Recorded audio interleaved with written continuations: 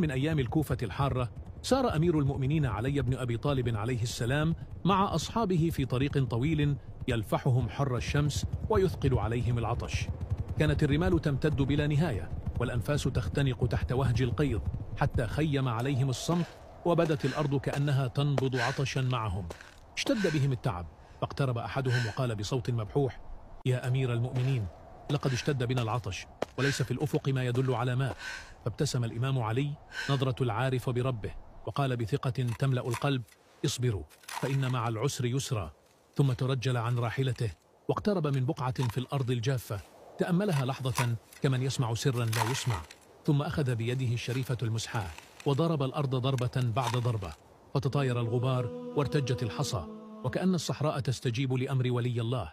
وما هي إلا لحظات حتى بدت الرطوبة في التراب، وخرجت أول قطرة من الماء من بين يديه، تلتها ثانية وثالثة حتى تفجر النبع الصافي كأنه طاعة لأمر السماء. ارتفع صوت الماء وارتفعت معه تكبيرات الرجال: الله أكبر، لقد صدق ولي الله. فجلس الإمام علي عند الماء يبتسم لرفاقه وهم يشربون ويغسلون وجوههم بفرح وامتنان، ثم قال بصوته الهادئ: هكذا تكون الأرض إذا عمرت بيد مؤمنة، وهكذا يرزق العبد إذا وثق بربه.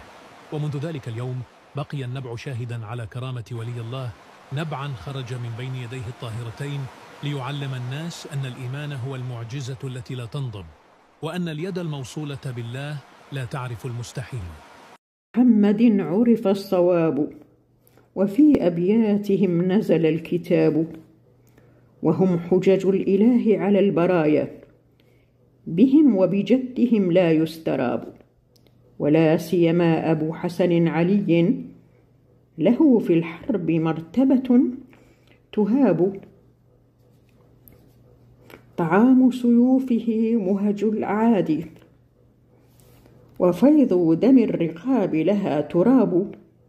وضربته كبيعته بخم، علي الدر والذهب المصفى، وباقي الناس كلهم تراب. هو البكاء في المحراب ليلا، هو البكاء في المحراب ليلا، هو الضحاك إذا اشتد الضراب. هو النبأ العظيم وفلك نوح، وباب الله وانقطع الخطاب.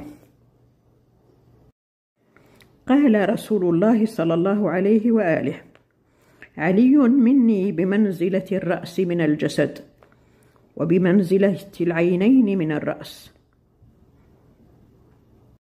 يا ولي الله يا